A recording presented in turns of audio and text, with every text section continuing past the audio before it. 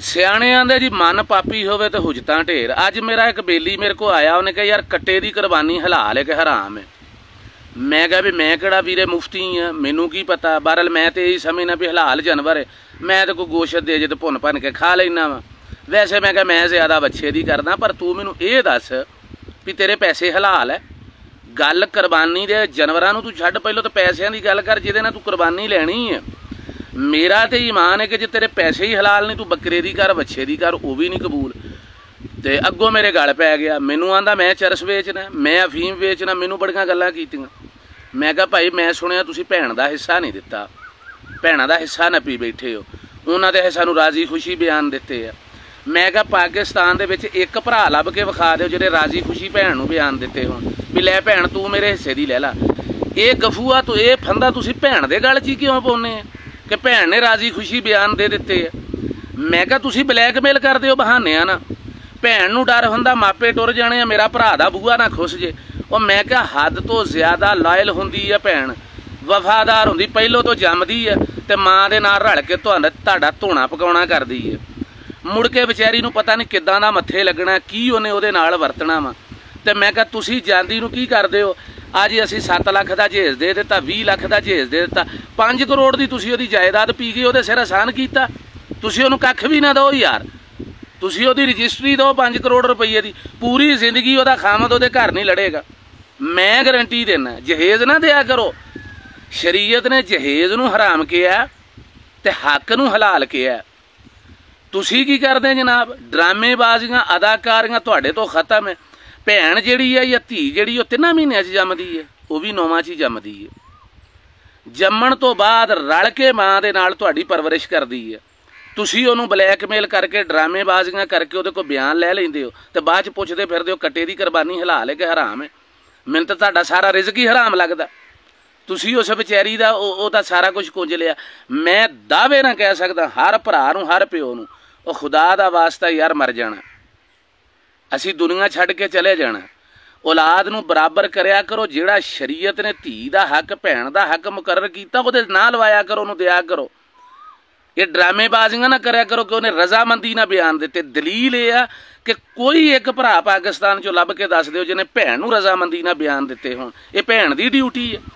हकीकत यह है कि तुसीं साजिशां करदे हो, ड्रामेबाजियां करदे हो, अदाकारियां इदां दियां करदे हो कि वह बेचारी मजबूर हो के तो वह तुहाडे नां बयान दे जांदी है।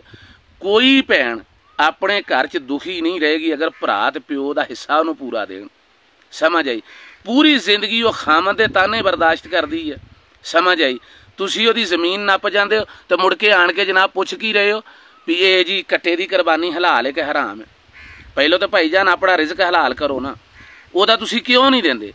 मैं पूरे रिश्ते साढ़े इत्थे मस्जिद की गल सुन लो जी, साढ़े इत्थे एक मस्जिद भाबियां दी है, एक बरेलवियां दी है, तीसरा इमाम मस्जिद आ गया। मैं कहा विरासत ते यार एक जुमा पढ़ा दिओ। मैं तुहाडी मेहनत करदा, साढ़े पूरे पिंड दे विच मेरा ख्याल 90% लोगों ने जिहड़ा वा ना वो धीआं नूं हिस्सा नहीं दिता। ते तुसीं मैं कहा यार तुहाडी मेहरबानी तुसीं इहदे ते जुमा पढ़ा दिओ। अग्गों भाई मौलवियां दे कां सियाणे, उन्हां नूं पता भी ये पूरे पिंड ने हिस्सा नहीं दिता, ते जे असीं जुमा पढ़ा दिता तो सानूं मसीत बदलनी पैनी।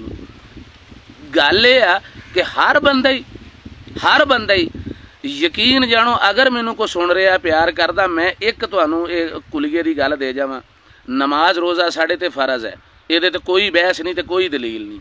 लेकिन भैणां दा हक नप के ते मुड़ के कहना जी कणक दा रेट कोई नहीं, मींह कोई नहीं पैंदा, बई कित्थों पै जाण मींह?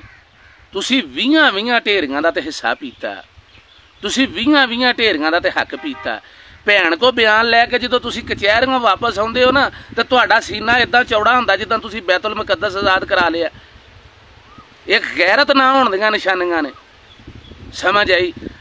वाहद मैं वेख्या, मैं बाप बन के एक चीज़ नूं महसूस कीता वा कि जो दर्द धी प्यो वास्ते रखदी है, जो दर्द भैण भरावां वास्ते रखदी है, वो भरा भरावां लई नहीं रखदे, वो पुत्तर प्यो वाली नहीं रखदे। इन्ना कुछ जानन बुझण दे बावजूद तुसीं पुत्तां दे नां जमीन करा के ते मैं 20 प्यो वेखे जिहड़े पिछले उमरे बह के कहणे दे ओहो बड़ी गलती कर ली, ते हजे जीना में गलती नूं सुधार ला। दिल ते फिर मन ते फिर पापी है ना। तो मैं शुरू च कहा सी मन पापी होवे ते हुजतां ढेर। ਨਹੀਂ ਹੁਣ ਤੇ ਬਿਆਨ ਦੇ ਬੈਠੇ ਆ ਲੜਾਈ ਪਏਗੀ। ਬਈ ਕੀ ਲੜਾਈ ਪਏਗੀ? ਜਾਣਦਿਆਂ ਬੁੱਝਦਿਆਂ ਕਿਸੇ ਦਾ ਹਿੱਸਾ ਮਾਰਨਾ, ਕੱਟਿਆਂ ਦੀਆਂ ਕੁਰਬਾਨੀਆਂ ਦੇ ਮਸਲੇ ਨਾ ਪੁੱਛੋ ਵੀ ਹਲਾਲ ਹੈ ਕਿ ਹਰਾਮ ਹੈ। ਹਲਾਲ ਜਾਨਵਰ ਲੱਭਦਾ ਤੇ ਕਰ ਕੁਰ ਲਿਆ ਕਰੋ, ਕੋਈ ਨਹੀਂ, ਅੱਲਾਹ ਤਾਲਾ ਕਬੂਲ ਕਰਨ ਵਾਲਾ। ਲੇਕਿन ਜਿਹੜਾ ਆਪਣੀ ਰਿਜ਼ਕ ਹੈ ਨਾ ਉਹ ਹਲਾਲ ਹੈ ਤੇ ਸਾਰੀਆਂ ਕੁਰਬਾਨੀਆਂ ਹੀ ਕਬੂਲ ਹੈ। ਤੇ ਜੇ ਪੈਸੇ ਹੀ ਹਰਾਮ ਹੈ ਕੋਈ ਕੁਰਬਾਨੀ ਕਬੂਲ ਨਹੀਂ। ਤੇ ਆਖਰ ਤੇ ਅਰਜ਼ ਹੈ ਕਿ ਆ ਮੇਰੀ ਵੀਡੀਓ ਦੇ ਉੱਤੇ ਇੱਕ ਨੀਲੇ ਜਿਹੇ ਰੰਗ ਦਾ ਫਾਲੋ ਲਿਖਿਆ ਹੁੰਦਾ, ਉੱਥੇ ਉਂਗਲ ਨਾਲ ਫਾਲੋ ਕਰ ਲਿਆ ਕਰੋ। ਉੱਥੇ ਡੂਮਣਾ ਨਹੀਂ ਲੱਗਾ ਜਾਂ ਭੁੰਡਾਂ ਦੀ ਖੱਖਰ ਨਹੀਂ ਲੱਗੀ ਵੀ ਤੁਹਾਡੇ ਹੱਥ ਤੇ ਲੜ ਜਾਣੇ। ਮਿਲਦੇ ਇਨਸ਼ਾਅੱਲਾ ਅਗਲੀ ਵੀਡੀਓ।